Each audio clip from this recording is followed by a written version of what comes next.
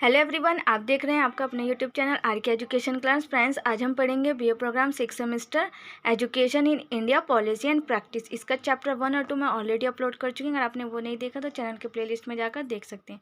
आज हम चैप्टर 3 करेंगे, अंतर्राष्ट्रीय लक्ष्य एवं भारत में नीति निर्माण। वीडियो शुरू करने से पहले फ्रेंड्स, अगर आप मेरे चैनल पर फर्स्ट टाइम आए तो मेरे चैनल को लाइक शेयर सब्सक्राइब करना ना भूलें और साथ में बेल आइकन को प्रेस करें, जिससे कि आने वाली वीडियो की नोटिफिकेशन सबसे पहले आपके पास पहुंचे। और वीडियो को ज़्यादा से ज़्यादा शेयर करें, जिससे कि मुझे भी मोटिवेशन मिले आपके लिए और वीडियो बनाने के लिए। वीडियो शुरू करते हैं। इंट्रोडक्शन। सरकार के सबसे महत्वपूर्ण कर्तव्यों में से एक देश के उद्देश्यों की प्राप्ति के लिए नीति तैयार करना है। यानी कि सबसे महत्वपूर्ण उद्देश्यों में से, सरकार के महत्वपूर्ण उद्देश्य होते हैं, उसमें से जो सबसे महत्वपूर्ण उद्देश्य होता है वो होता है सभी उद्देश्यों को प्राप्त करने के लिए नीति बनाना। नीति यानी कि पॉलिसी को तैयार करना कि किस अकॉर्डिंग किस काम को करना है, उसके लिए पॉलिसी बनाना बहुत ज़्यादा आवश्यक होता है। अगर हम किसी भी काम के लिए पॉलिसी नहीं बनाते हैं तो हमारा काम सही से नहीं हो पाएगा। इसलिए सबसे महत्वपूर्ण कार्य क्या हो जाता है हमारा? नीति बनाना, पॉलिसी रेडी करना। और लोक प्रशासन का जो मूलभूत सार है वो नीति का ही निर्माण करना है। लोक प्रशासन का मूलभूत सार क्या है? नीति का निर्माण करना। और किसी भी देश की सरकार हो या प्रशासन हो, उन सब के लक्ष्यों को प्राप्त करने के लिए नीति का बनाना आवश्यक हो जाता है। और नीति ऐसे ढांचे का निर्माण करती है जिसके अंतर्गत लक्ष्य प्राप्ति के लिए आवश्यक सभी कार्य किए जाने चाहिए। और नीति जो है, हम जो पॉलिसी बनाते हैं वो एक ऐसे ढांचे का निर्माण करती है, ऐसा स्ट्रक्चर तैयार करती है हमारा, जिसके अंतर्गत हम जितने भी लक्ष्य प्राप्त करना चाहते हैं उन सभी कार्यों को उस पॉलिसी के अंदर रखा जाता है। नीति निर्माण से क्या तात्पर्य है? नीति निर्माण से जो हम पॉलिसी रेडी करते हैं उससे क्या तात्पर्य है? नीति एक व्यापक ढांचा है जिसमें भविष्य के लक्ष्य, योजनाएं और प्रशासन की महत्वाकांक्षाएं, साथ ही उन लक्ष्यों की प्राप्ति के लिए उठाए जाने वाले कदम परिलक्षित होते हैं। नीति क्या है? एक ऐसा व्यापक ढांचा है जिसमें कि हम भविष्य में क्या करना चाहते हैं, कौन से लक्ष्य प्राप्त करना चाहते हैं फ्यूचर में, उनकी प्लानिंग करना, उनको एडमिनिस्ट्रेट करना की महत्वाकांक्षाओं के साथ उन लक्ष्यों को, उन ऑब्जेक्टिव्स को, उन गोल्स को पूरा करने में भी हमारी हेल्प करती है हमारी पॉलिसी। डॉक्टर एपप्लेवी ने लिखा है, प्रशासक लगातार भविष्य के लिए नियमों का निर्माण कर रहे हैं और प्रशासक लगातार तय कर रहे हैं कि कानून क्या है, कार्यवाही की दृष्टि से इसके क्या मायने हैं, कार्यविधि के संचालन और भविष्य में संचालन दोनों संदर्भों में पार्टियों के क्या अधिकार हैं। के कानून क्या है, प्रशासन जो है वो, प्रशासक जो है वो लगातार ये तय करें कि कानून क्या है और कार्यवाही की दृष्टि क्या है, और कार्यविधि के संचालन और भविष्य के संचालन के लिए दोनों ही संदर्भों के पार्टियों के क्या क्या अधिकार हैं, वो हम किसके अकॉर्डिंग निकाल सकते हैं? अपनी पॉलिसी के आधार पर ही कर सकते हैं। प्रशासक भविष्य के लिए नीति निर्माण एक दूसरे के तरीके से भी हस्तक्षेप करते हैं। एक दूसरे के जो तरीके होते हैं वो उसमें भी वो हस्तक्षेप करते हैं, इंटरप्ट करते हैं, और वे विधि निर्माण की सिफारिशों को भी तैयार करते हैं। और ये नीति निर्माण की जो प्रक्रिया है वो इसका ही एक पार्ट है। और नीति के लक्ष्यों को, जो नीति के ऑब्जेक्टिव्स हैं, ये गोल्स हैं, उनको पूर्ति करने के लिए, उनको प्राप्त करने के लिए इसकी जो व्यवहारिकता है जो वो काफ़ी हद तक नीति के डिज़ाइन पर और उसके बनाने के लिए जो उठाए गए कदम है उस पर निर्धारित करती है। यानी कि जो हम पॉलिसी बना रहे हैं उसमें उसको कैसा डिज़ाइन होगा और उसके किस हद तक वो काम करेगी, किस अकॉर्डिंग वो काम करेगी, उसके जो उठाए गए कदम होते हैं, जिस अकॉर्डिंग हम उसको बना रहे हैं, वो उस पर ही निर्धारित करती है हमारी नीति, हमारी पॉलिसी। आमतौर पर नीति निर्माण प्रक्रिया में समस्या की पहचान करने और उससे निपटने के लिए समाधानों या विकल्पों के समूह पर बल दिया जाता है। आमतौर पर क्या किया जाता है? अगर नीति निर्माण जो हमने किया है, पॉलिसी जो बनाई है, उसमें अगर उसकी प्रोसेस में कोई भी प्रॉब्लम हो जाती है तो उसको पहचान कर उससे निपटने के लिए, उसको सॉल्व करने के लिए समाधानों या विकल्पों के समूह पर बल दिया जाता है। और बाद में अंतिम चरण में नीति मॉडल तैयार करने के लिए छंटनी द्वारा विकल्पों को कम किया जाता है। और बाद में जब उन अंतिम चरण पर पहुंच जाते हैं तो उसमें देखा जाता है कि कौन कौन सी इसमें प्रॉब्लम थी, उनको हटा दिया जाता है, उनको सॉल्व कर दिया जाता है। और फिर उनको जो छांट कर जो विकल्प होते हैं, कम से कम विकल्पों का यूज़ करके उसको पॉलिसी को रेडी किया जाता है, ताकि जो नीति निर्माण है वो कई प्रक्रियाओं से गुजरता है। क्योंकि जो नीति निर्माण है, हमारी जो पॉलिसी बनाते हैं हम, वो कई प्रक्रियाओं से गुजरती है, कई प्रोसेस के बाद गुजरने के बाद हमारी पॉलिसी रेडी होती है। और राजनीतिक वैज्ञानिकों ने बार बार तर्क दिया है कि इस एक बार के कार्य के बजाय नीति कहना बेहतर होगा। इसे एक बार का कार्य कहने के बजाय नीति कहना ज़्यादा बेहतर होगा, पॉलिसी कहना ज़्यादा बेहतर होगा। क्योंकि हमारी जो पॉलिसी होती है वो कई, नीति निर्माण जो होती है वो हमारी कई प्रोसेस के बाद बनती है, कई प्रोसेस से निकलने के बाद उसको बनाया जाता है, रेडी किया जाता है। नीति निर्माण में शामिल तकनीकें। अब इसमें कौन कौन सी तकनीकें लगती हैं नीति निर्माण को बनाने में, वो देख लेते हैं। ठोस और तर्कसंगत नीतिगत निर्णय लेने और नीतिगत प्रस्तावों को नीति में परिवर्तित करने की प्रक्रिया में कई तकनीकें शामिल हैं। इसको बनाने में, इसको तर्कसंगत नीतिगत निर्णय लेने में और इसके प्रस्तावों में कई सारी प्रोसेस और कई सारी तकनीकें शामिल होती हैं। कुछ तकनीकें हैं, लागत और लाभ का विश्लेषण, कि लागत कितनी लगी, उसमें कितना लाभ हो, उसका विश्लेषण करना, एनालाइज करना उसको। आर्थिक कारकों का पूर्वानुमान लगाना, यानी जो आर्थिक कारक हैं उनका पूर्वानुमान लगाना। संचालन अनुसंधान और पीबीवीएस दृष्टिकोण। फर्स्ट आया था हमारा लागत और लाभ का विश्लेषण। लागत और लाभ का विश्लेषण किस अकॉर्डिंग करते हैं पॉलिसी बनाने में? लागत और लाभ का जो विश्लेषण है उसका जो उपयोग किया जाता है वो तकनीकी का उपयोग अर्थशास्त्र, गणित, सांख्यिकी आदि की क्षेत्रों में किया जाता है। और नीति निर्माताओं के लिए विषय विशिष्ट नीतियों के निर्माण यह तकनीकी बहुत सहायक सिद्ध होती है, यानी कि इन विषयों पर उनकी नीति, उनकी पॉलिसी का निर्माण करने में ये जो तकनीक है वो बहुत ज़्यादा अच्छी साबित होती है। और क्योंकि यह नीति निर्माण के और विकास में परामर्श प्रदान करती है, क्योंकि यह नीति निर्माण में और विकास में परामर्श प्रदान करती है, इसलिए बहुत ज़्यादा अच्छी तकनीक मानी जाती है पॉलिसी। इसमें नीति या कार्यक्रम की लागत की गणना की जाती है। इसमें क्या किया जाता है, नीति या कार्यक्रम की जो लागत है उसकी गणना की जाती है और इस पॉलिसी के माध्यम से जो देश की जनता होती है उसको भी इसका लाभ होता है। और नीति से संभावित लाभ की गणना की जा सकती है, कितना लाभ होने वाला है उससे हम पॉलिसी के अकॉर्डिंग उससे निकाल सकते हैं। और ये हमारी इसके काफ़ी आलोचक भी हैं, इनके आलोचकों के भिन्न मत हैं कि डिफरेंट मत हैं उनके। वो कहते हैं कि हर चीज़ की नाप तोल या गणना नहीं की जा सकती है, हर चीज़ के हम नाप तोल नहीं कर सकते, हर चीज़ की हम गणना नहीं कर सकते हैं। उदाहरण के लिए लैंगिक समानता और निष्पक्षता जैसे मुद्दों पर नीति निर्माण के दौरान इसमें शामिल अमूर्त मूल्य मात्र गणना से कहीं अधिक होते हैं, यानी कि जो हम लैंगिक समानता और निष्पक्षता के जो हम मुद्दे निकालते हैं पॉलिसी के अकॉर्डिंग, जो हम निकालते हैं, जो उनकी गणना करते हैं, वो बिल्कुल उससे इतने ज़्यादा अधिक सही नहीं होते, यानी कि जो उसके जो आंकड़े निकलते हैं वो सही, और जिसके परिणाम स्वरूप क्या होता है कि इस प्रकार के जो मूल्य पारक होते हैं वो विषयों के लिए गणना करना हमेशा इनके लिए कठिन हो जाता है। हालांकि यह अत्यंत उपयोगी तकनीक है, बट फिर भी किसी न किसी उसमें प्रॉब्लम आ ही जाती है, जिससे पूरी तरह से इसे नज़रअंदाज नहीं किया जा सकता, क्योंकि यह उपयोगी तकनीक है, इसलिए इसको पूरी तरह से इग्नोर भी नहीं किया जा सकता है। आलोचकों के मत है इसमें सबसे ज़्यादा उपयोगी होती है और सबसे ज़्यादा उपयोग इसमें किया जाता है अर्थशास्त्र के विषयों में, गणित में और सांख्यिकी के निकालने के लिए इसका उपयोग किया जाता है। और ये अत्यंत उपयोगी तकनीक है पॉलिसी, और जो जिसके माध्यम से जिससे कि क्या हो सकता है कि इसको हम पूरी तरह से नज़रअंदाज भी नहीं कर सकते हैं, इस तकनीकी को, इस पॉलिसी को।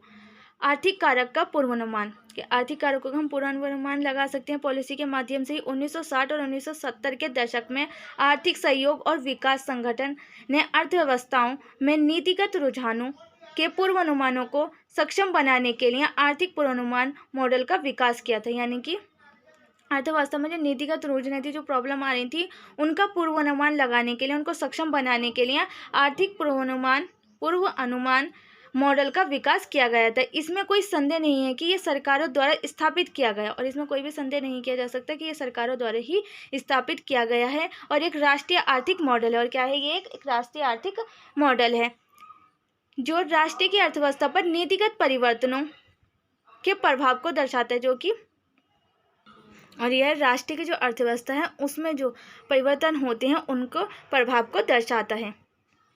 और इसे क्या किया जाता है? सर्वोत्तम विकल्प प्रदान करने की दिशा में उपलब्ध सूचना एवं जानकारियों के आधार पर इसकी व्याख्या और पूर्वानुमान से अवगत कराते हैं। उदाहरण के लिए, यदि सरकार कल्याण, जीवन स्तर और व्यक्तिगत निर्वाह के संदर्भ में महिलाओं की आय में 3% वृद्धि का प्रभाव जानना चाहती है तो पूर्वानुमान मॉडल सहायक सिद्ध हो सकता है।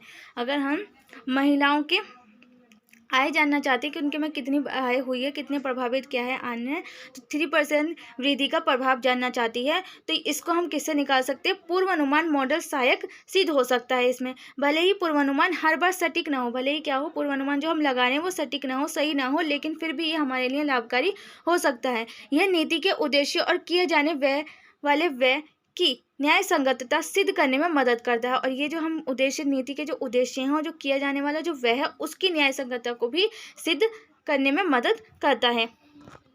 नेक्स्ट आता है हमारा सचलन अनुसंधान और प्रणाली विश्लेषण। सचलन अनुसंधान का मुख्य उद्देश्य नीति और उसके कार्यान्वयन को वैज्ञानिक ढंग से निर्धारित करने में नीति निर्माताओं की मदद करना है। इसका मुख्य उद्देश्य क्या होता है? कार्यान्वयन को वैज्ञानिक ढंग से निर्धारित करने और जो नीति निर्माता हैं उनकी हेल्प करने के लिए किया जाता है। और ये जो तकनीक शामिल एजेंसियों को समस्या की उचित जांच पड़ताल और परिणामों पर आधारित विकल्पों के चयन के माध्यम से कार्यवाही के जो क्रम हैं उनका चयन करने में भी सक्षम बनाती है, जैसे सामाजिक सेवाओं, स्वास्थ्य, विधि प्रवर्तन आदि में प्रणाली विश्लेषण और निर्णय विश्लेषण नीति निर्माण की अन्य महत्वपूर्ण तकनीकें हैं। Planning, programming, budgeting system PPBS को पहली बार 1960 के दशक में संयुक्त राज्य अमेरिका द्वारा दो मुख्य उद्देश्यों के तहत अपनाया गया था।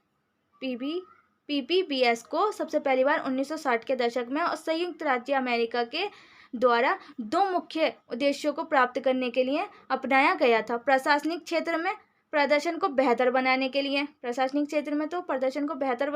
और दूसरा सैन्य क्षेत्र में नीति निर्माण प्रक्रिया को बेहतर बनाने के लिए। पहला किसमें कहा गया था? प्रशासनिक क्षेत्र में प्रदर्शन को बेहतर बनाने के लिए, और दूसरा सैन्य क्षेत्र में नीति निर्माण प्रक्रिया को बेहतर बनाने के लिए। PPBS तकनीक की सिफारिशें राष्ट्रीय सरकारी तंत्रों में नीति निर्माण और प्रदर्शन में सुधार के साधन के रूप में की गई थी, जो कि बजट और नीति निर्माण को आकार देने में काफ़ी उपयोगी, क्योंकि जो तकनीकी बजट होता है उसको नीति निर्माण के आकार देने में काफ़ी उपयोगी होती हैं। PPBS के माध्यम से नीति निर्माताओं को नीति या कार्यक्रम से जुड़े लक्ष्यों का गहन मूल्यांकन प्राप्त होता है, और इसकी हेल्प से क्या होता है? नीति निर्माताओं को नीति या कार्यक्रम से जो जुड़े लक्ष्य होते हैं उनको अंडरस्टैंड करने में, उनका मूल्यांकन करने में काफ़ी हेल्प मिलती है। जिसके बाद विकल्पों का विश्लेषण किया जाता है। जिसके बाद क्या किया जाता है? जो विकल्प है हमारे पास, चॉइस है हमारे पास, उसका विश्लेषण, उसका एनालिसिस किया जाता है। उदाहरण के लिए महिलाओं के लिए महात्मा गांधी राष्ट्रीय ग्रामीण योजना, गारंटी योजना या मनरेगा का मुख्य उद्देश्य और महिलाओं को इससे मिलने वाले लाभों की समीक्षा PPBS के माध्यम से नियमित अंतराल पर की जा सकती है। यानी कि जो महिलाओं के लिए जो महात्मा गांधी राष्ट्रीय ग्रामीण योजना, गारंटी योजना यानी मनरेगा का जो मुख्य उद्देश्य होता है वो महिलाओं को जो मिलने वाली सभी लाभ हैं उनकी समीक्षा हम किससे कर सकते हैं? PPBS के माध्यम से नियमित अंतराल पर की जा सकती है।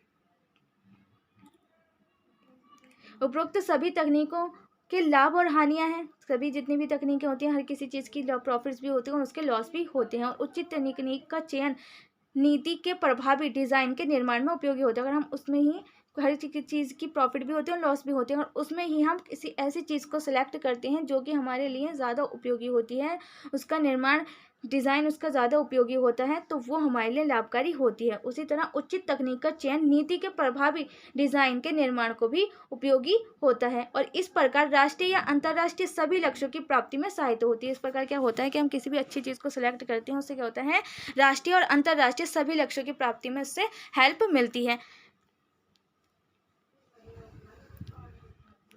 विशेष रूप से 17वीं शताब्दी विकास लक्ष्यों और सतत विकास लक्ष्यों के लिए नीतियां बनाते समय विभिन्न विधियों का उपयोग और निष्कर्ष निकालना हमेशा लाभप्रद होता है। जो हम 17वीं शताब्दी के जो लक्ष्य निकाल रहे हैं, नीतियां हमने बनाई हैं, उसके माध्यम से हम उसको निकाल रहे हैं, उसका विश्लेषण कर रहे हैं, तो उनके माध्यम से जो विधियां निकलती हैं उनका उपयोग करके तो उसका निष्कर्ष निकालना हमेशा लाभप्रद होता है, और ये नीति निर्माताओं को आवश्यक नीति के निर्माण में निश्चित रूप से सहायता करता है। और ये नीति निर्माता जो हैं उनको आवश्यक नीति के निर्माण में निश्चित रूप से सर्टनली उसमें हेल्प करता है, नीति निकालने में, नीति बनाने में।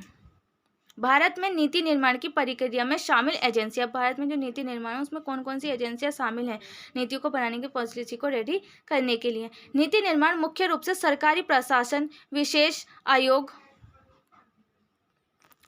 आयोगों, हितों समूह वाले स्थानों और नीति नियोजन संगठनों में होता है। और इस नीति यानी इस पॉलिसी को बनाने में औपचारिक और अनौपचारिक दोनों क्षेत्रों की ही विभिन्न एजेंसियां काम करती हैं, इसमें सक्रिय भागीदारी देती हैं अपनी। और औपचारिक एजेंसियों में सरकार के विधायी कार्यकारी और राजनीतिक पक्ष शामिल हैं, और जो औपचारिक एजेंसियां हैं उसमें सरकार के विधायी, कार्यकारी और राजनीतिक पक्ष शामिल होते हैं, जबकि जो अनौपचारिक होती हैं वो राजनीतिक दल, समुदाय आधारित समूह, राजनीतिक दल, समुदाय आधारित समूह, नागरिक समाज संगठन, निजी प्रोफाइल फार्म यानी जो प्राइवेट फार्म होती हैं वो। किसी भी नीति निर्माता के लिए अकेले नीति का निर्माण करना असंभव है, यानी कोई भी नीति निर्माता है वो अगर चाहे कि मैं अकेला इस नीति को बना लूँ, इस पॉलिसी को रेडी कर लूँ, तो वो उसके लिए पॉसिबल नहीं है, वो असंभव है, क्योंकि इसमें अन्य विभागों की भी भागीदारी आवश्यक होती है, क्योंकि इसमें अन्य जो भाग हैं उनकी भी भागीदारी इसमें शामिल होना आवश्यक होता है। जैसे कि आपको ही किसी सब्जेक्ट के लिए अपनी पॉलिसी रेडी करनी है, तो उसमें आप अपने आप ही उसको रेडी नहीं कर सकते, उसमें आपको टीचर की भी कन्फर्मेशन चाहिए होगी, आपके जो क्लास में स्टूडेंट होंगे उनसे भी कन्फर्मेशन लेनी होगी, फिर आप अपने उसके लिए पॉलिसी रेडी करेंगे। तो हम किसी भी पॉलिसी को अगर बनाते हैं तो उसमें कोई एक ही संगठन अकेला नहीं बना सकता है, क्योंकि वह असंभव होता है, क्योंकि हमें हर चीज़ के लिए अलग अलग चीज़ों की आवश्यकता होती है। तो उसी अकॉर्डिंग हमें कोई पॉलिसी बनानी है तो उसमें हमें विभिन्न समुदायों की भी आवश्यकता होती है, और विभिन्न जो विभाग हैं उनकी भी भागीदारी की आवश्यकता होगी पॉलिसी को रेडी करने के लिए। सफल नीतियों के निर्माण के लिए जो वास्तव में आगे चलकर लक्ष्यों को प्राप्त कर सके, ऐसी सभी एजेंसियों के बीच सहयोग अनिवार्य है। और जितनी भी जो नीतियाँ बना रहे हैं, जो पॉलिसी का निर्माण कर रहे हैं, तो उनमें उनको लक्ष्यों को प्राप्त करने के लिए उन एजेंसियों के बीच में सहयोग होना भी बहुत ज़्यादा आवश्यक हो जाता है। अगर उनमें सहयोग नहीं होगा तो हमारी पॉलिसी जो बनेगी वो अच्छी नहीं बन पाएगी। औपचारिक और अनौपचारिक माध्यमों के माध्य बातचीत और संचार से अधिक सुविज्ञ नीति विमर्श के लिए संतुलित जानकारी प्राप्त होती है। नीति निर्माण और विकास में कई एजेंसियां शामिल होती हैं। नीति निर्माण में भूमिका निभाने वाली एजेंसियों में मंत्रिमंडल, विधानसभा, न्यायपालिका, राजनीतिक दल, गैर सरकारी संगठन, योजना आयोग, नौकरशाह और नागरिक शामिल हैं। जो नीतियाँ तैयार की जाती हैं, पॉलिसी रेडी की जाती हैं, उसमें कौन कौन से विभाग शामिल होते हैं नीति निर्माण की भूमिका में? एजेंसियां जो हैं उसमें कौन कौन से विभाग शामिल होते हैं? मंत्रिमंडल, विधानसभा, न्यायपालिका, राजनीतिक दल, गैर सरकारी संगठन, योजना आयोग, नौकरशाह और नागरिक शामिल होते हैं पॉलिसी को, किसी भी पॉलिसी को रेडी करने के लिए। तो इसीलिए इन सबके बीच में इनके मिड में सबके में सहयोग होना चाहिए। अगर किसी में भी असहयोग होगा, किसी में भी अगर कोऑर्डिनेशन नहीं होगा, तो वो पॉलिसी हमारी रेडी नहीं हो पाएगी सही से, अच्छे से हम पॉलिसी को रेडी नहीं कर पाएंगे, क्योंकि हमें सभी की ज़रूरत होती है एक पॉलिसी को बनाने के लिए। भारत का संविधान। ऐसे इंटरेस्टेड वीडियो देखने के लिए मेरे चैनल को लाइक, शेयर, सब्सक्राइब करना ना भूलें, साथ में बेल आइकन को भी प्रेस करें, जिससे कि आने वाली वीडियो की नोटिफिकेशन सबसे पहले आपके पास पहुंचे। आज के लिए बस इतना ही फ्रेंड्स, मिलते हैं नेक्स्ट वीडियो में। जब तक के लिए जय हिंद।